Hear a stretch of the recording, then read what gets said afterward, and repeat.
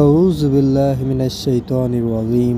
বিসমিল্লাহির রহমানির রহিম। আমি বিতাড়িত শয়তান হতে আল্লাহর কাছে আশ্রয় প্রার্থনা করছি। আজকে আমরা ইনশাআল্লাহ জুমার দিন সম্পর্কে আমাদের মুমিনদের কি কি জিনিস করণীয় বা কি কি জিনিস করলে জুমার দিনটি আরও গোছানো হয় সে বিষয়ে ইনশাআল্লাহ কিছু আলোচনা বা নসিহত করব ইনশাআল্লাহ। জুমার দিন সম্পর্কে আল্লাহ সুবহানাহু ওয়া তাআলা সূরা আল জুমা আয়াত 9 নম্বর আয়াতে বলছেন, হে মুমিনগণ, জুমার দিনে যখন নামাজের জন্য আহ্বান জানানো হয় তখন তোমরা আল্লাহর স্মরণের দিকে ধাবিত হও এবং ক্রয় বিক্রয় বন্ধ করো। এটাই তোমাদের জন্য সর্বোত্তম যদি তোমরা জানতে।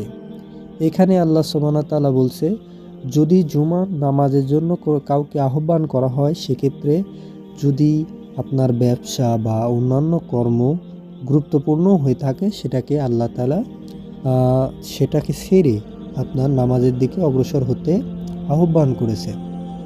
আর জুমার দিন সম্পর্কে আরও কিছু গুরুত্বপূর্ণ বিষয় হচ্ছে, জুমার এই দিনেই সূর্য উদিত হওয়ার দিনগুলোর মধ্যে জুমার দিন হচ্ছে সর্বোত্তম দিন। কারণ এই দিনেই আদম আলাইহিসসালামকে সৃষ্টি করা হয়েছে, এই দিনেই তাকে জান্নাতে প্রবেশ করানো হয়েছে এবং এই দিনেই তাকে জান্নাত থেকে অবতরণ করানো হয়েছে। আর এই দিনেই কিয়ামত সংঘটিত হবে, এটি এসেছে সহিহ মুসলিমে।